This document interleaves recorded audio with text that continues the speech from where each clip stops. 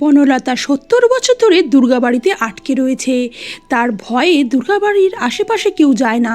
তবে শহর থেকে আসা ছোট্ট সূর্য পৌঁছে যায় দুর্গাবাড়িতে এবং সে বনলতাকে দেখতেও পায়, যার ফলে বনলতা তাকে দেখে খুবই ভয় পেয়ে যায়। কারণ অনেকদিন পর বনলতা কোনো মানুষকে স্পর্শ করতে পারে। এই সব ঘটনা কি ছিল কাকতালীয়, নাকি ছিল এর পিছনে কোনো ভয়ঙ্কর রহস্য? জানতে হলে সঙ্গে থাকতে হবে। আজকের গল্প ভূতপরি। তোমরা দেখছো অনলি সিরিজ।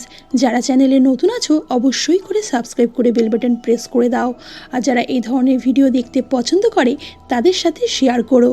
মনে রাখবে, তোমাদের একটা লাইক আমাদের এই ধরনের ভিডিও তৈরি করতে অনেক উৎসাহী করে।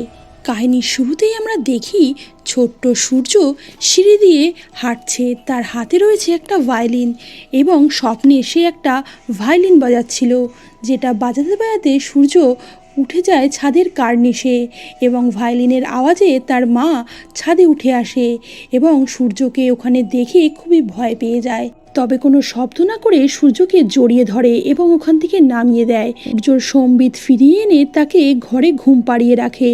তবে সারা রাত দু চোখের পাতা এক করতে পারে না স্বরলিপি এবং সকালে অ্যালার্মের আওয়াজে যখন তার হাজবেন্ড ঘুম থেকে ওঠে, স্বরলিপিকে ওইভাবে বসে থাকতে দেখে জানতে চায় সে কি সারা রাত ঘুমায়নি। স্বরলিপি জানায় কাল রাত সূর্য আবার ঘুমের মধ্যে হাঁটছিল এবং হাঁটতে হাঁটতে সূর্য পৌঁছে গেছিল ছাদের কার্নিশে। সে কোনো মতে সূর্যকে নামিয়ে এনেছে। একথা শুনে তার হাজবেন্ড খুবই ভয় পেয়ে যায় এবং তাদের পরিচিত সাইকোলজিস্ট দেবাংশুর সাথে দেখা করতে যায়। তবে আমরা জানতে পারি যে সূর্য খুব সুন্দর বাঁশি বাজায়, তবে ভায়োলিন সে কখনো বাজায়নি। কিন্তু তার বাবা নতুন একটা ভায়োলিন নিয়ে এসেছিল, যেটা সে কদিন ধরে বাজানোর ট্রাই করেছে কিন্তু পারেনি। তবে ঘুমের মধ্যে কিভাবে যেন সূর্য ভায়োলিনটা খুব সুন্দরভাবে সেদিন বাজাচ্ছিল এবং তারপরে এই ঘটনা ঘটে, যেটা দেখে স্বরলিপি খুবই ভয় পেয়ে যায়। তবে ডক্টর দেবাংশু এখনোই কোনো রকম মেডিকেশনে যেতে চাননি। তিনি বলেন ঘুমের মধ্যে হাঁটা এটা খুবই নর্মাল ব্যাপার, এটার জন্য এত চিন্তা করার কোনো দরকার নেই। বাড়ি ফিরে স্বরলিপির টিফিন তৈরি করছিল, ঠিক তখনই একটা আওয়াজে সে সূর্যর ঘরের দিকে গিয়ে দেখে সূর্য একাকা কার সাথে যেন কথা বলছে। সূর্যকে ডাক দিতেই সূর্য ঘাবড়ে যায় এবং বলে সে নিজের সাথেই কথা বলছিল, সে এরকম প্রায়ই করে থাকে। একথা শুনে স্বরলিপি খুবই ভয় পেয়ে যায় এবং আবার ফোন করে ডক্টর দেবাংশুকে এবং জানতে চায় যে তার কি করা উচিত। ডক্টর দেবাংশু তাকে পরামর্শ দেয় তারা যাতে কয়েকদিন আউটিংয়ে কোথাও ঘুরে আসে, তবে পাহাড়ের দিকে না যাওয়াই ভালো। ডক্টর দেবাংশুর কথা মতোই স্বরলিপি নিজের অফিসে 1 মাসের ছুটির জন্য অ্যাপ্লাই করে। তবে তার বস তাকে ছুটি না দিতে চাইলেও স্বরলিপি বলে যে সে একটা উপন্যাস লিখছে, তাতে তাদের কাজে কিছুটা সুবিধেই হবে। একথা শুনে তার বস রাজি হয়ে যায়। পরের দিনই তারা বেরিয়ে পড়ে গ্রামের বাড়ির উদ্দেশ্যে এবং পৌঁছে যায় স্বরলিপির গ্রামের বাড়িতে, যেখানে গিয়ে প্রথমেই দেখা করে মাস্টার মশাইয়ের সাথে। আসলে স্বরলিপির দাদুর দাদু ছিল গ্রামের এক পুরোহিত, কালো ঠাকুর বলে তাকে গ্রামের সবাই সম্মান করত এবং তার শেষ শিষ্য নুরো ঠাকুরের ছেলে হচ্ছে এই মাস্টার মশাই এবং এই মাস্টার মশাই তাদের এই পুরনো বাড়ির দেখভাল করত। বাড়িতে ঢুকেই একটা টিউবওয়েল দেখে স্বরলিপি তার ছেলে সূর্যকে স্নান করাতে থাকে। আর এখানে আসে বানোয়ারি কাকা, যে ছিল একজন বিহারি ব্রাহ্মণ, যার হাতের রান্না খুবই ভালো। তাই কালো ঠাকুরের বাড়িতে যাকে তাকে তো তিনি পাঠাতে পারেন না, তাই বনোয়ারিকে বলেছেন তাদের জন্য রান্না করতে। এদিকে সারাদিন ট্রাভেল করার পরে সূর্যর বাবা এসে একটু ঘুমিয়ে পড়েছিল এবং স্বরলিপি গোছগাছ শুরু করে দেয়। ঠিক তখনই সূর্য বসে আঁকছিল এবং বনোয়ারি কাকা মশার জন্য একটু ধুয়ো দেয়, যেটা চোখ জ্বালা করছিল সূর্যর। সূর্য বিরক্ত হয়ে বাড়ির থেকে দৌড়ে বেরিয়ে যায়। তবে স্বরলিপি তাকে আটকানোর চেষ্টা করলেও সূর্য দাঁড়ায় না। গ্রামের রাস্তায় এদিক ওদিক ঘুরতে ঘুরতে সূর্য পৌঁছায় জ্ঞানী ময়রার মিষ্টির দোকানে, যেখানে জ্ঞানী ময়রা জিলেপি ভাজছিল। 5 টাকার কয়েন দিয়ে জিলেপি চায়। তখন জ্ঞানী ময়রা তাকে একটা জিলেপি দিলে সূর্য খুবই রেগে যায় এবং বলে তোমাদের এখানে জিলিপিগুলো খুবই শক্ত এবং খুবই পেঁচালো। যেটা শুনে জ্ঞানী ময়রা খুবই রেগে যায় এবং তাকে বলে আমার দোকানে দাঁড়িয়ে আমার জিলিপির নিন্দা করছো, এবং তাকে শায়েস্তা করার জন্য একটু ভয় দেখায়। বলে দুর্গাবাড়িতে যাও না, ওখানে তোমার মতো দুষ্টু ছেলেদের ঘাড় মুটকে দেয় ওখানকার গয়না পরা ভূত। কথা শুনে সূর্য ভয় না পেয়ে বলে, তুমি এত মোটা তাই তোমার ঘাড় ধরতে পারেনি, তাই তুমি এতদিন বেঁচে আছো। এই কথা বলেই সূর্য ওখান থেকে পালিয়ে যায় এবং জ্ঞানীময়রা খুবই রেগে যায়। বাড়ি ফিরে সূর্য দেখে বনওয়ারি কাকা দেশি মুরগির ঝোল তৈরি করছে, যার গন্ধটা তার খুবই ভালো লাগে। সূর্য বনওয়ারি কাকার কাছে জানতে চায় সে কি দুর্গাবাড়ির ভূতের কথা জানে। কথা শুনে বনওয়ারি কাকা একটু ঘাবড়ে যায় এবং বলে, তাদের কথা বললে মুখে রাম নাম নিতে হয়, ছোটাবাবু তুমি আগে রাম নাম বলো। তারপরে বলে যে দুর্গাবাড়িতে একটা গয়না পরা ভূত থাকে, যাকে অনেকেই দেখেছে এবং দুর্গাবাড়িতে তার ভয়ে কেউই যাতায়াত করে না। এসব কথা শুনে খুবই ঘাবড়ে যায় সূর্য। পরের দিন স্নান করে উঠে স্বরলিপি নিজের সোনার কানের দুল জোড়া খুঁজে পাচ্ছিল না এবং চারিদিকে খোঁজাখুঁজি করছিল। তখনই তার হাজবেন্ড তাকে বলে যে বাড়িতে একজন অন্য লোক রয়েছে, তাই নিজের জিনিসের খেয়াল খুবই ভালোভাবে তাকে রাখতে হবে। একথা শুনে স্বরলিপি একটু সন্দেহ হয় বনওয়ারি কাকার ওপর। তার হাজবেন্ড চলে যাচ্ছে এবং শনিবার আবার আসবে, এর সাথে কথা বলেই বেরিয়ে যায় সূর্যর বাবা। এবং তারপর সূর্য একা একা বসেই বাঁশি বাজাচ্ছিল এবং বনওয়ারি কাকা খুবই উপভোগ করছিল সূর্যর বাঁশির আওয়াজ। ও বনওয়ারি কাকাকে দেখে জানতে চায় যে তাদের ওই গয়না পরা ভূত কি গয়না চুরি করতে পারে। বনওয়ারি কাকা একটু অবাক হয়ে বলে যে যার নিজের শরীরই নেই সে গয়না নিয়ে কি করবে, এবং জানতে চায় কেন তাদের কি কিছু চুরি গেছে। তবে সূর্য আর কিছু উত্তর দেয় না। ঠিক তখনই বাড়ির ভিতরে ঢুকে পড়ে এক বহুরূপীর দল এবং নাচ গান করতে শুরু করে। সূর্য অবাক দৃষ্টিতে তাদের দিকে চেয়ে থাকে, কারণ সে শহরে কখনোই এই ধরনের কিছু দেখেনি। বনওয়ারি কাকা তাদের পুজোর জন্য কিছু টাকাও দেয়। বহুরূপীর দল যখন বাড়ি থেকে চলে যায় ঠিক তখনই সূর্য খালি পায়ে তাদের পিছনে দৌড় দেয়। তার মা ডাকলেও সে আর দাঁড়ায় না। দিকে জ্ঞানময়রা মাস্টারমশাইয়ের কাছে জানতে চায় যে তার বাবা নুরো ঠাকুর সে এবারে পুজোতে যাবে না। মাস্টারমশাই জানায় তার বাবার শরীরটা আজকাল ভালো নেই, শরীর ঠিক থাকলে সে নিয়ে যাওয়ার চেষ্টা করবে। তখন তিনি লক্ষ্য করে যে সূর্য ওই বহুরূপীর দলের সাথে মন্ত্রমুগ্ধের মতো হেঁটে চলেছে। বার কয়েক মাস্টারমশাই সূর্যর নাম বলে ডাক দিলেও সূর্যর কোনো খেয়ালই নেই, সূর্য চুপচাপ তাদের সাথে হেঁটে চলেছে। জ্ঞানময়রা জানতে চায় যে ওই বাচ্চাটি কে। সেই বাচ্চাটি খুবই দুষ্টু। মাস্টারমশাই জানায় ও হলো সূর্য, কালো ঠাকুরের নাতির নাতি। কালো ঠাকুরের নাম শুনে নুরো ঠাকুর ঘরের ভেতর থেকেই জানতে চায় কালো ঠাকুরের সম্বন্ধে তারা কি আলোচনা করছে। মাস্টারমশাই জানায় যে কালো ঠাকুরের বংশধরেরা থাকতে এসেছে কয়েকদিনের জন্য। একথা শুনে নুরো ঠাকুর খুবই রেগে যায়, বলে তুমি তো সবই জানো, তাও ওদের ওখানে থাকতে দিয়েছো। মাস্টারমশাই কোনো কথা না বাড়িয়ে চুপ করে দাঁড়িয়ে থাকে। এই সূর্য যখন বহুরূপীর দলের সঙ্গে হেঁটে যাচ্ছিল ঠিক তখনই একটা অ্যানাউন্সমেন্ট শোনে যে ষষ্ঠীর দিন লেডি ম্যাকবেথের ম্যাজিক শো হবে। এটা দেখে সূর্য একটু দাঁড়িয়ে পড়ে এবং কিছুক্ষণ পর ওই বহুরূপীর দল একটু এগিয়ে গেলে সূর্য অন্য জায়গায় হাঁটতে হাঁটতে পৌঁছে যায় এবং পৌঁছে যায় জঙ্গলের রাস্তা দিয়ে সোজা সেই দুর্গাবাড়িতে এবং বাঁশি বাজাতে শুরু করে দেয় সূর্য।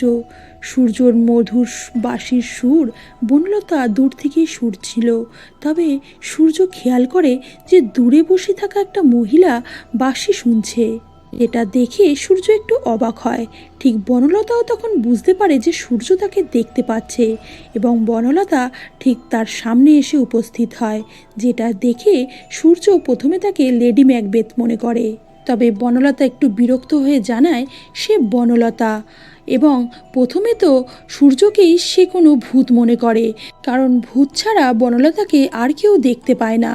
তবে বনলতা বুঝতে পারে সূর্য জীবিত মানুষ এবং সূর্যকে সে স্পর্শ করতে পারে, যেটা দেখে বনলতা খুবই ভয় পেয়ে যায় এবং বনলতার এই ভয় পাওয়া দেখে সূর্য একটু অবাক হয়, বলে তুমি কে? বনলতা জানায় সে 70 বছর আগে মারা গেছে এবং সেই বাড়িতে থাকে, এটা তো দুর্গাবাড়ি, সে এখানে কেন এসেছে? একটু অবাক হয়ে বলে যে এটা দুর্গাবাড়ি সে আগে জানতো না, সে শহর থেকে এখানে এসেছে। সে কালো ঠাকুরের বংশধর। একথা শুনে লতা মনে করে যে কালো ঠাকুরের বংশধর, তাই তার মধ্যেও কোনো ঐশ্বরিক ক্ষমতা আছে, তাই সে হয়তো বনলতাকে দেখতে পাচ্ছে। তখনই সূর্য বলে বসে, ও তুমি কি তাহলে গয়না পরা ভূত, এবং তুমি কি আমার মায়ের কানের দুল চুরি করেছো? একথা শুনে বনলতা খুবই রেগে যায় এবং বলে, আমি ব্রাহ্মণের মেয়ে, মরে গেছি বলে কি আমার মান সম্মানও থাকবে না? এবং সূর্যকে ভয় দেখায় সে আর কখনো যাতে এই দুর্গাবাড়িতে না আসে। তারপরেই বনলতা উধাও হয়ে যায় এবং সূর্য খুঁজে পায় একটা সোনালি পালক, যেটা সূর্য নিজের বাঁশিতে লাগিয়ে ঘুরে বেড়াচ্ছিল। ঠিক তখনই কিছু দূর এগোতেই সূর্য দেখতে পায় মাটির মধ্যে একটা বিশাল বড় গর্ত এবং তার মধ্যে রয়েছে একটা মই। সূর্য বাঁশিটা রেখে ওই মইটা দিয়ে সোজা নিচে চলে যায় এবং ভিতর দিকে ঢুকতেই দেখে খুবই অন্ধকার। ঠিক তখনই সূর্য দেখে ওখানে একটা লণ্ঠন জ্বলছে আর সূর্যর চোখটা যেন কেউ একটা চেপে ধরে। সূর্য চিৎকার করতেই সেই ব্যক্তি ছেড়ে দেয়। এ ছিল গ্রামের চোর মাখন। মাখন জানতে চায় যে সূর্য এখানে কি করছে। সূর্য বলে সে শহর থেকে এসছে, সে কালো ঠাকুরের নাতি এবং এখানে একটা গর্তের মধ্যে মই দেখে সূর্যর একটু কৌতূহল হতে সূর্য নিচে নেমে আসে। মাখনের বাবাও ছিল সিধেল চোর এবং মাটির নিচ থেকে এই সুড়ঙ্গটা তার বাবাই করেছে এবং এই সুড়ঙ্গটা অনেক দূর পর্যন্ত বিস্তৃত।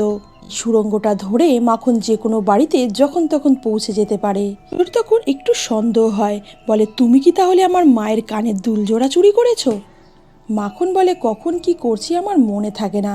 মাখন সূর্যকে বোঝানোর চেষ্টা করে তারা যে চুরি করে এইটা একটা শিল্প, যে সে মানুষ এটা করতে পারে না। তবে সূর্য তখন বলে ওঠে যে তুমি জানো তোমার জন্য বনোয়ারি কাকাকে সবাই সন্দেহ করছে। একথা শুনে মাখন বিরক্ত হয়ে বলে, কি বনোয়ারি করবে চুরি? তাহলেই হয়েছে। পা হাঁটতে গেলে 10 বার চিন্তা করে ওর দ্বারা কি চুরি সম্ভব। এ কথা বলে সূর্যর মায়ের দুলজোড়া সূর্যকে ফেরত দিয়ে দেয়। সূর্য দুলজোড়া নিয়ে বাড়ি ফিরে যায়। দেরি করে বাড়িতে পৌঁছালে সূর্যর মা খুবই রেগে যায়, কারণ তাকে অনেকবার বারণ করেছিল কিন্তু সূর্য কিছুতেই শোনেনি। সূর্যর মা সোজা তাকে স্নানের ঘরে যেতে বলে। সূর্য সোজা বাথরুমে চলে যায় এবং সেখানেই রেখে দেয় মায়ের কানের দুলজোড়া। তারপর বুদ্ধি করে স্নান সেরে চিরুনিটা এনে রেখে দেয় দুলজোড়ার পাশে এবং তার মাকে বলে সে চিরুনি খুঁজে পাচ্ছে না। সূর্যর মা চিরুনি খুঁজতে খুঁজতে বাথরুমে চলে আসে এবং গিয়ে ওই দুলজোড়া খুঁজে পায়। তারপরে খুবই নিজের ওপর লজ্জিত হয়, কারণ সে বনোয়ারিকে এতদিন সন্দেহ করছিল এবং সূর্যকে বলে যে বনোয়ারির কাছে অ্যাপোলজি চাইতে হবে। সূর্য কথাটা শুনে একটু অবাক হয়, জানতে চায় অ্যাপোলজিটা কি। তার মা বলে যে কারোর কাছে সরি চাওয়াটাই হচ্ছে অ্যাপোলজি। সূর্য মনে মনে ঠিক করে নেয় যে পরের দিন বনলতাকে গিয়ে সে অ্যাপোলজি চাইবে, কারণ সেও বনলতাকে চোর সন্দেহ করেছিল। খাওয়া দাওয়া সেরে সূর্যর ঘুম আসে না, তাই বিশাল বড় বাড়ি ঘুরে ঘুরে দেখছিল সূর্য এবং পিছনের দিকে এক জায়গায় সূর্য দেখতে পায় অনেক ভাঙা জিনিস পড়ে আছে। সেখানেই সে দেখে মাখন এসে ঘুমাচ্ছে। সূর্য মাখনকে জানতে চায় সে এখানে কি করছে। মাখন বলে সারা রাত চুরি করার পর সে দিনের বেলা একটু ঘুমাচ্ছিল, তাতেও তাকে শান্তি দেবে না। মাখন একটু বিরক্তই হয় সূর্যের ওপর এবং সূর্যকে দেখায় যে তার গুপ্ত রাস্তাটা কোথায়। সূর্যকেও সেই রাস্তা দিয়ে নিচে নিয়ে যায় এবং দেখায় যে এই রাস্তা ধরেই তার বাবা গ্রামের বিভিন্ন জায়গায় চলাচল করত এবং বিভিন্ন জায়গায় যেতে যেতে তার বাবা একদিন দেখতে পায় যে গ্রামের মধ্যখানে, যেখানে এখন একটা মন্দির আছে, তার নিচেই কালো ঠাকুর পুঁতে রেখেছিল একটা মন্ত্রের পুঁথি। এখন আরও জানায় যে এই গ্রামে বহু যুগ আগে সতীদাহ প্রথা চালু ছিল এবং ওই সতীদের আত্মা যখন শান্তি পেত না, গ্রামের মানুষকে ভয় দেখাতো, তখন কালো ঠাকুর ওই সতীদের আত্মাদের ঘুম পাড়িয়েছিল এবং সেই মন্ত্র লুকিয়ে রেখেছিল ওই পুঁথির মধ্যে। আর সেই পুঁথিটা মাটির নিচে চাপা দিয়ে তার ওপরে তৈরি করে দিয়েছিল সেই মন্দিরটা। তবে মাখনের বাবা ওই পুঁথিটা চুরি করে নিয়ে এসেছিল, যেটা এখন মাখনের কাছেই আছে। সূর্য সেই পুঁথিটা দেখতে চাইলে মাখন কিছুতেই রাজি হয় না। অ্যাপোলজি চাওয়ার জন্য সূর্য আবার যায় দুর্গা বাড়িতে, তবে সে কাউকে দেখতে পায় না। তখন জোরে জোরে চিৎকার করলে বনলতা তার সামনে এসে উপস্থিত হয় এবং তাকে দেখে খুবই বিরক্ত হয়, বলে তুমি কেন এসেছো? সূর্য তার কাছে ক্ষমা চাইলে বনলতা বলে তুমি কি তোমার মায়ের দুলজোড়া খুঁজে পেয়েছো? সূর্য বলে হ্যাঁ। সূর্য তার কাছে জানতে চায় সে কিভাবে এখানে এসেছে। বনলতা তাকে জানায় সে ছিল ব্রাহ্মণের মেয়ে। তার বাবা নিতাই একদিন কালো ঠাকুরকে তাদের বাড়িতে রাতের খাওয়ার জন্য ডেকেছিল। বনলতা লুচি ভেজে বেশ পরিপাটি করে খেতে দেয় কালো ঠাকুরকে এবং কালো ঠাকুরকে জানায় তার রাতের বেলায় ঘুম আসছে না, সে বাচ্চাদের কান্নার শব্দ শুনতে পায়, আর যেই বাচ্চাগুলোর কান্নার শব্দ আসতো সেই দুর্গাবাড়ি থেকে। কথা শুনে কালো ঠাকুর একটু অবাক হয় এবং নিতাইকে বলে পরের দিন সকালেই তার সাথে দেখা করতে। তাকে কিছু মন্ত্র লিখে দেবে কালো ঠাকুর।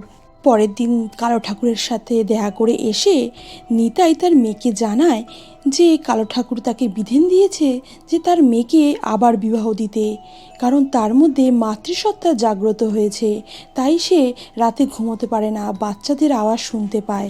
এদিন রাতে বনলতার ঘুম আসছিল না, তাই তার বাবা বীণা বাজিয়ে বনলতাকে ঘুম পাড়ায়। কয়েকদিন পর বনলতার সম্বন্ধ আসে। বেশ অনেক দিন পর লাল পেরে বেনারসি পরে বনলতাকে চমৎকার দেখাচ্ছিল। তখনই তার বাবা এসে তার মায়ের বালাজোড়া দিয়ে যায় এবং বলে তার যখন বিয়ে হয়েছিল সে এতটাই ছোট ছিল যে বালাজোড়া তার হাতে হয়নি, তাই তাকে এটা আজকে পরে নিতে বলে। বনলতা যখন পরিপাটি সেজে তার শ্বশুরবাড়ির সামনে যায় তখন তার শাশুড়ি মা তাকে পুঙ্খানুপুঙ্খভাবে পরখ করে নিচ্ছিল। ঠিক তখনই বনলতার হবু শ্বশুর আর তার বাবা একটু বাইরে যায়, যেটা দেখে বনলতার একটু সন্দেহ হয়। বনলতার চুপি সারে সে কথা শুনতে গেলে সে দেখে তার বাবা হাত জোর করে কাকুতি মিনতি করছে পণের টাকা কম করার জন্য। আসলে বনলতাদের এক টুকরো জমি শেষ সম্বল ছিল এবং বনলতাকে বিয়ে দেওয়ার জন্য সেটা বিক্রি করতে হতো, যেটা বনলতা কিছুতেই মেনে নিতে পারছিল না। তবে বনলতার বাবা বলে এটা কোনো ব্যাপারই না, সেটা সে করেই দেবে, তার একমাত্র মেয়ের স্বাধীনতা নিয়ে কথা। বনলতা বিরক্ত হয়ে বলে যে আইবুড়ো ছেলের সাথে বিধবা মেয়ের বিয়ে দেওয়ার জন্য পণের টাকা দ্বিগুণ করেছে, আমার যে কতটা স্বাধীনতা হবে সেটা আমি বুঝতেই পারছি। কথা বলে মায়ের বালাজোড়া খুলে রেখে দেয় বনলতা এবং নিজের জামা কাপড় গুছিয়ে বাড়ির থেকে বেরিয়ে যায়। তার বাবাও লণ্ঠন নিয়ে মেয়ের পিছু নেয়, তবে বনলতা সোজা গিয়ে পৌঁছায় সেই দুর্গা বাড়িতে। বনলতা দেখে অবাক হয় যে সেখানে বেশ অনেকটা জায়গা গর্ত খোঁড়া রয়েছে এবং একটা মশাল জ্বলছে। তখনই তার মাথায় কেউ জোরে আঘাত করে এবং পরের দিন সকাল হলে বনলতার জ্ঞান ফিরলে বনলতা একটু ভয় পেয়ে যায় এবং দুর্গাবাড়ি থেকে বেরোনোর চেষ্টা করে। তখনই দেখে যে কয়েকটা বাচ্চার আত্মা ওখানে বসে রয়েছে, যেটা দেখে বনলতা খুবই ভয় পেয়ে যায় এবং দুর্গাবাড়ি থেকে সোজা বেরিয়ে পড়ে। তবে কিছু দূর যাওয়ার পরে নদীর পাড়ে সে দেখতে পায় অনেক মানুষের জমায়েত এবং দুটো চিতা সাজানো হচ্ছে। বনলতা সোজা সেখানে যায় এবং দেখতে পায় তার এবং তার বাবার চিতা ওখানে সাজানো হচ্ছে। আসলে বনলতা কাল রাতেই মারা গেছিল। বনলতার আত্মা অনেকবার চিৎকার করে সবাইকে ডাকতে চায়, কিন্তু আজ কেউই তাকে দেখতে পাচ্ছিল না। পর বনলতা সোজা যায় নিজের বাড়িতে এবং ফেলে আসা মায়ের শেষ স্মৃতিচিহ্ন সেই বালাজোড়া নিতে যায়। আজ আর সেই বালাজোড়া সে স্পর্শও করতে পারে না।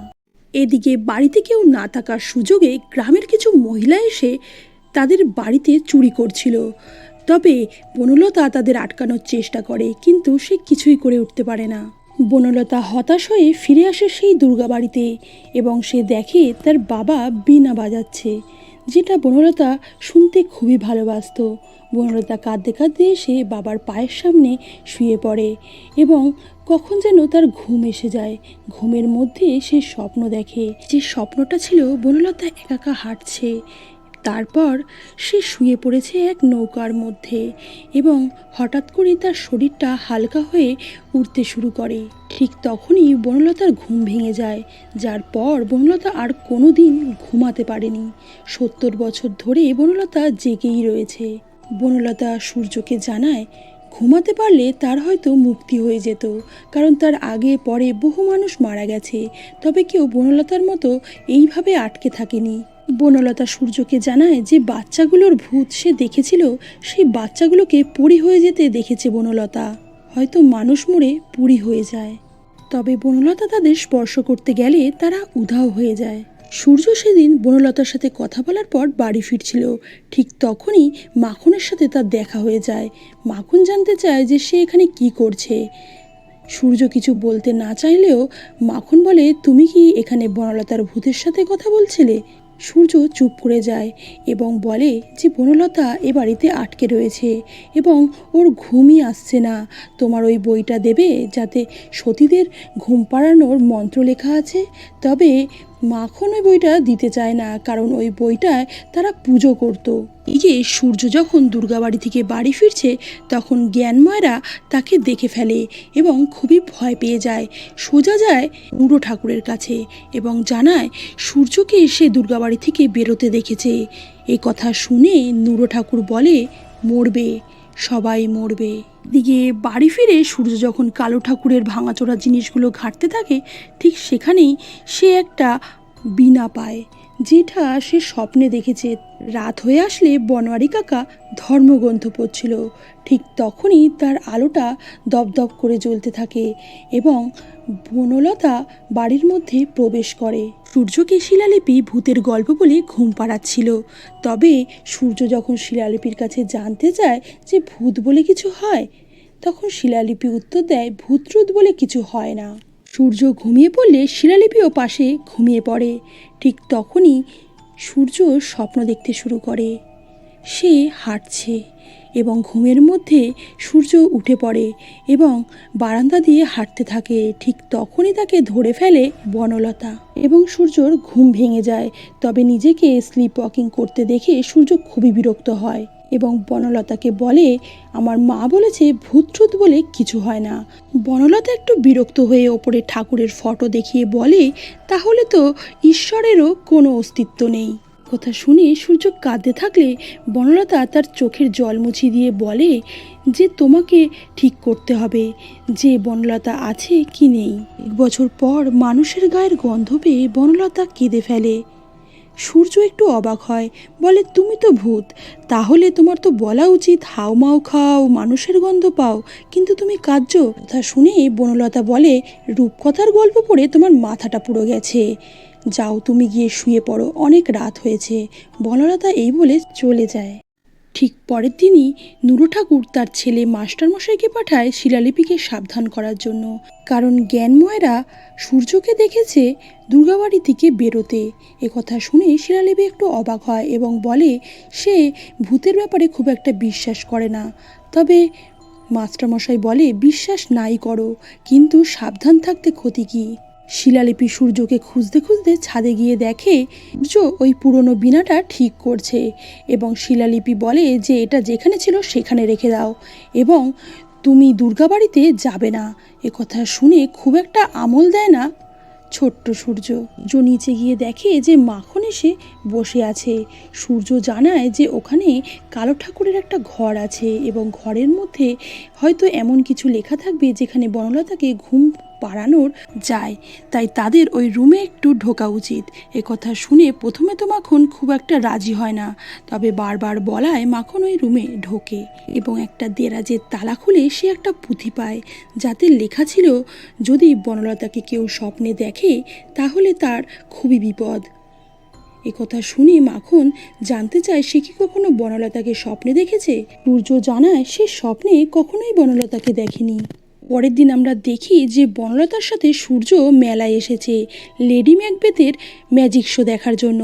তবে বনলতার খুব একটা ভালো লাগছিল না, কারণ সে গত 3 বছর এই একই ম্যাজিক দেখেছে। সূর্যকে বারংবার সে টানছিল ওখান থেকে যাওয়ার জন্য। ঠিক তখনই মাস্টারমশাই সূর্যকে দেখতে পায় এবং দেখে যে তার জামাটা পিছন দিকে কেউ একটা টানছে, তাকে সে দেখতে পায় না এবং সূর্য সেদিকেই চলে যায়। এটা দেখে মাস্টারমশাই সোজা তার বাবাকে গিয়ে কথাটা জানায়। পরের দিন আমরা দেখি সেই প্রাচীন পুঁথিটি যেটা মাখনের বাবা চুরি করেছিল সেটা এনে সে সূর্যকে দেখায়, যার মধ্যে কিছু অদ্ভুত আঁকিবুকি ছিল কিন্তু কিছু লেখা ছিল না। সূর্য সেটা দেখে খুবই অবাক হয় এবং মাখনকে বলে সেই পুঁথিটা রাখতে পারে। তবে মাখন সেই পুঁথিটা রাখতে দেয় না, কারণ সেটা তারা পুজো করে। তাই তার কিছু ছবি তুলে নেয় মোবাইলের মধ্যে। সেদিন দুপুরে বনলতা সূর্যর সাথে দেখা করতে আসে এবং সূর্য তাকে কিছু ভিডিও দেখালে বনলতা একটু অবাক হয়, বলে মানুষ কি এখানে আটকে রয়েছে? সূর্য একটু হাসতে থাকে। বনলতা বলে আমি যেমন দুর্গাবাড়িতে বছরের পর আটকে রয়েছি সেই রকম। সূর্য বলে তুমি কিভাবে আটকে রয়েছো? তুমি তো এখানে আসছো, যেখানে খুশি যাচ্ছ। বনলতা বলে না, যেখানে খুশি যাচ্ছি ঠিকই, কিন্তু সেই দুর্গাবাড়িতে আমাকে যেতে হবেই। তার খালি মনে হয় এত বছর ধরে সে দুর্গাবাড়িতে আটকে রয়েছে, তার নিশ্চয়ই কোনো একটা কারণ থাকবে। তখনই বনলতা বুঝতে পারে যে বাড়িতে কেউ একটা প্রবেশ করছে। সত্যি দেখে যে নুরো ঠাকুর, যে কিনা কালো ঠাকুরের শেষ শিষ্য ছিল, সে বাড়িতে এসেছে। শিলালিপিকে নুরো ঠাকুর বারংবার বোঝানোর চেষ্টা করে যে তারা যাতে এখান থেকে চলে যায়, কারণ বনলতার আত্মা তাদের কিছুতেই ঠিক থাকতে দেবে না। শিলালিপি কিছুতেই ভূতে বিশ্বাস করতে চায় না। তখন নুরো ঠাকুর বলে তুমি কি জানো কালো ঠাকুর কে ছিল? তখন শিলালিপি বলে হ্যাঁ, উনি তো মহান পণ্ডিত ছিলেন। কিন্তু নুরো ঠাকুর বলে আমিও প্রথমে তাই জানতাম, কিন্তু পরে যখন আমি ওনার শিষ্যত্ব গ্রহণ করি তখন জানলাম উনি ছিলেন এক তান্ত্রিক এবং মায়ের সেবা করার জন্য উনি অনেক দূর পর্যন্ত যেতে পারতেন। একদিন একটা ছাগ শিশু মায়ের পুজো দেওয়ার ফুল খেয়ে ফেলে এবং সেই ফুল নেওয়ার জন্য সেই ছাগলকে মরতে পর্যন্ত হয়েছিল। পরই একদিন কালো ঠাকুরের মনে হয়েছে যে মায়ের পুজো অসম্পূর্ণ থাকছে যতক্ষণ না সে নরবলি দিতে পারছে। এ কথা শুনে ছোট্ট নুরো ঠাকুর খুবই ভয় পেয়েছিল, কিন্তু সে এখান থেকে বেরোতে পারেনি। পরের দিন এখানকার জমিদার এসে কালো ঠাকুরকে বলে কালো ঠাকুর যা যা বলেছে তিনি সব কিছুই করেছেন, তবুও পরপর 4টে মেয়ে হয়েছে তার। কালো ঠাকুর বলে এটা তার বংশের অভিশাপ, যদি এই অভিশাপ খণ্ডাতে হয় তাহলে তাকে তার সবথেকে কনিষ্ঠ কন্যা, সদ্যজাত কন্যাটাকে মায়ের পায়ে অর্পণ করতে হবে। কথা শুনে খুবই ভয় পেয়ে যান জমিদার বাবু। তবে বংশধরের আশায় নিজের সদ্যজাত কন্যাটাকে তুলে দেন কালো ঠাকুরের হাতে। ঠাকুর ওই সদ্যজাত কন্যা সন্তানটিকে মায়ের পায়ে আহুতি দেন এবং দুর্গাবাড়ির মাটির নিচে পুঁতে দেন। এরপর থেকে এভাবেই চলছিল নরবলি। এরপর একদিন বনলতার বাড়িতে রাতের আমন্ত্রণ থাকায় তারা খেতে গেছিল। ঠিক তখনই বনলতা জানায় যে রাতে তার ঘুম আসে না এবং দুর্গাবাড়ি থেকে কিছু বাচ্চার কান্নার শব্দ তার কানে ভেসে আসে, যেটা শুনে কালো ঠাকুর খুবই চিন্তায় পড়ে যায় এবং পরের দিন নিতাইকে দেখা করতে বলে। নিতাই দেখা করতে আসলে কালো ঠাকুর বলে তার মেয়েকে বিয়ে দিয়ে দিতে। নিতাই ফিরে গেলে কালো ঠাকুর নুরো ঠাকুরকে বলে বনলতার মধ্যে কোনো একটা ঐশ্বরিক ক্ষমতা বৃদ্ধি পাচ্ছে, যেটা তাদের কাজে বাধা হয়ে দাঁড়াতে পারে। তাই অন্যত্র পাঠাতে চাইছিল বনলতাকে। দিন পর বনলতা তাদের কাজের সময় দুর্গাবাড়িতে চলে আসে এবং মাটিতে ওই রকম গর্ত করা দেখে তার একটু সন্দেহ হয়। কিছু বোঝার আগেই তার মাথায় বাড়ি মেরে ফেলে কালো ঠাকুর। মেয়েকে খুঁজতে খুঁজতে নিতাই সেখানে চলে আসলে কালো ঠাকুর তারও একই হাল করে। জমিদার মারফত পুলিশকে টাকা খাইয়ে তাদের মৃত্যুটা স্বেচ্ছা মৃত্যু হিসেবে চালিয়ে দেওয়া হয়। এরপর নুরো ঠাকুর বনলতার বাড়িতে যায় এবং তার মায়ের বালাজোড়া এবং তার বাবার বীণাটা নিয়ে আসে। বীণাটা রেখে দেয় কালো ঠাকুরের বাড়িতে এবং বালাজোড়া ওই দুর্গা বাড়িতে ফেলতে গেলে তখনই সামনে চলে আসে বনলতা। বনলতা তাকে কিছু একটা বলতে যায়, কিন্তু ভয়ে দৌড়াতে গিয়ে নুরো ঠাকুর পড়ে যায় এবং তার হাতে থাকা মশালটা নিচে পড়ে গিয়ে আগুন ধরে যায়। তারপর থেকে তার মুখটা ওইভাবে পোড়া। এই ঘটনা কালো ঠাকুরকে একদম চুপ করিয়ে দিয়েছিল, যার পর কালো ঠাকুর নরবলি বন্ধ করে এবং বংশধরদের শহরে পাঠিয়ে দেয় এবং ক্যালেন্ডারে তার মৃত্যুর তারিখটা দাগ দিয়ে দেয় এবং সেই তারিখেই তিনি আত্মাহুতি দেন নদীর জলে। তাই যতক্ষণ না কালো ঠাকুরের বংশধরদের শেষ করতে পারছে বনলতার মুক্তি নেই। একথা বনলতা এবং সূর্য দুজনেই দাঁড়িয়ে দাঁড়িয়ে শুনছিল এবং দুজনেই কেঁদে ফেলে। তারপর বনলতা সেখান থেকে চলে যায়। শিলালিপি এবার একটু ভয় পেয়ে যায়। বনলতা চলে গেছে দেখে সূর্য দুর্গাবাড়িতে যাওয়ার জন্য তাদের বাড়ির গোপন রাস্তাটা ব্যবহার করতে যায়। তবে অন্ধকারের মধ্যে সূর্য গড়িয়ে পড়ে যায় এবং রাস্তা হারিয়ে ফেলে। তারপরে পৌঁছে যায় একটা অন্যরকম জায়গায়, যেখানে পুরোটাই সাদা এবং তার গায়ে আঁকিবুকি করা ছিল। ঘুমটা সেই মাখনের কাছে থাকা সেই পুরনো পুঁথিতে দেখেছিল। সূর্য পাঁচিল টপকে ভেতরে ঢোকে এবং যে ঘরটায় সে পৌঁছায় সেখানে একটা যন্ত্রের মতো কিছু একটা ছিল। সূর্য মোবাইলে তোলা ছবিগুলো দেখতে দেখতে ওই যন্ত্রটা ঘোরাতে শুরু করে এবং ওখান থেকে বেরিয়ে আসে একটা মধুর সুর। সূর্য ওখান থেকে বেরিয়ে অজ্ঞান হয়ে গেলে মাখন তাকে খুঁজে পায় এবং পৌঁছে দেয় তার বাড়িতে। সূর্যর খুব জ্বর এসেছিল, তাই ডাক্তারকে ডাকা হয়। তবে ডক্টর বলে সেরকম কিছু হয়নি। ডক্টর চলে গেলে সূর্যর মা তার জন্য টিফিন আনতে যায়। ঠিক তখনই মাখন চলে আসে এবং সূর্যকে জিজ্ঞাসা করে যে সে ওখানে কি করছিল। সূর্য বলে সে বনলতার সঙ্গে দেখা করবে বলে যাচ্ছিল, কিন্তু পথ হারিয়ে ফেলেছিল আর পৌঁছে গেছিল একটা ঘরে, যেখানে তার মোবাইলে তোলা ছবির সাথে অনেক মিল ছবি দেখতে পায় এবং ওই পুঁথি যেটা মাখনের কাছে ছিল, মাখন সেটা সূর্যকে দিয়ে দেয়। রাত হলে বনলতা কাঁদতে শুরু করে, কারণ তার মুক্তির জন্য ওই ছোট্ট সূর্যকে মারতে হবে এ কথাটা শুনেই তার খুব কষ্ট হচ্ছিল। এদিকে সূর্যকে ঘুম পাড়িয়ে স্বরলিপি বাইরে বসে উপন্যাস লিখছিল। ঠিক তখনই বনলতা আসে সূর্যর ঘরে, কিন্তু বনলতা সূর্যর কাছে গেলেও সূর্যর কোনো ক্ষতি সে করতে পারে না, কারণ এ কদিনে সূর্যকে সে ভালোবেসে ফেলেছিল। তাই সোজা যায় স্বরলিপির কাছে এবং স্বরলিপির দিকে এগিয়ে যায়। মুহূর্তের মধ্যেই স্বরলিপির চোখ মুখ বদলে যায়। স্বরলিপির শরীরে প্রবেশ করে বনলতা এবং স্বরলিপিকে টেনে নিয়ে যায় ছাদে, যেখানে স্বরলিপি হাঁটছে।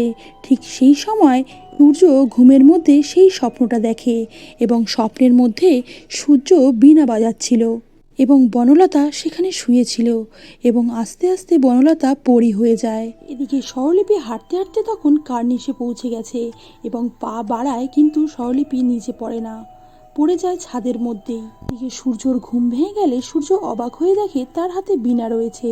সূর্য ভয়ের চোটে দরজা ধাক্কাতে শুরু করে এবং বনোয়ারি কাকা দরজা খুলে দিলে সূর্য মাকে খুঁজতে খুঁজতে ছাদে এসে যায়। দেখে তার মা ছাদে জ্ঞান হারিয়ে শুয়ে রয়েছে। সূর্য তার মাকে ডাকলে স্বরলিপি খুবই ভয় পেয়ে যায় এবং সূর্যকে জড়িয়ে ধরে। পরের দিন সকাল হলেই স্বরলিপি পুজো দিতে যায় তাদের প্রাচীন মন্দিরে। এখানে আমরা বুঝতে পারি কালো ঠাকুর যে ভবিষ্যৎবাণী করেছিল সেটা ভুল ছিল এবং সূর্য হয়তো বনলতার বাবা নিতাইয়ের পুনর্জন্ম ছিল। সূর্য যায় দুর্গা মন্দিরে। সূর্য খুবই কাঁদছিল, কারণ সে শেষ বিদায়ও দিতে পারেনি বনলতাকে, তাই সূর্যর মনে খুবই কষ্ট হচ্ছিল। ওখান থেকে চলে যাওয়ার সময় সূর্য দেখা হয় মাখনের সাথে। মাখন সেই পুঁথিটা আর ফেরত নিতে চায় না সূর্যর কাছ থেকে। পুঁথিটা মাখন সূর্যকে গিফট করে এবং যাওয়ার আগে হ্যান্ডশেক করলে সূর্যর হাতে লেগে যায় সেই চিপচিপে তেলটা। তবে সূর্য আজ সেটা আর ঘৃণা পাচ্ছিল না, কারণ সে এখন মাখনকেও ভালোবাসতে শুরু করেছিল। বাক্সপেট্রা সমেত সূর্য উঠে পড়ে টোটোতে তার মায়ের কাছে যাওয়ার জন্য, কিন্তু বনোয়ারি কাকা চোখের জলে বিদায় দেয় ছোট্ট সূর্যকে। সূর্যর মনটা খুবই খারাপ, এ কদিন তার খুবই ভালো কেটেছে। তবে তখনই একটা সোনালি পালক উড়ে এসে পড়ে সূর্যর গায়ে এবং সূর্য দেখে এটা খুবই অবাক হয়, কারণ দুর্গাবাড়িতে সে যেদিন প্রথম গেছিল তখন বনলতা চলে যাওয়ার পর এই রকম একটা পালক সে পেয়েছিল। গাড়ি থেকে মুখ বার করে সে বারংবার দেখতে থাকে যদি বনলতাকে দেখতে পায়। আর এখানেই শেষ হয় আজকের কাহিনী। ভিডিওটি ভালো লাগলে লাইক অ্যান্ড শেয়ার করতে ভুলো না, আর আমাদের সাথে জুড়ে থাকার জন্য অবশ্যই করে সাবস্ক্রাইব করে বেল বাটন প্রেস করে দিও। মনে রাখবে তোমাদের একটা লাইক এই ধরনের ভিডিও তৈরি করতে আমাদের অনেক উৎসাহী করে। ভিডিওটা কেমন লাগলো অবশ্যই কমেন্ট করে জানাও, আর তোমাদের রিকোয়েস্টেড কোনো ভিডিও থাকলে সেটাও কমেন্টে জানাতে পারো। তোমরা কোথা থেকে দেখছো এটা কমেন্ট করে জানালে আমাদের খুবই ভালো লাগবে। দেখা হচ্ছে নেক্সট ভিডিওতে, ততক্ষণের জন্য খুব ভালো থেকো, সুস্থ থেকো।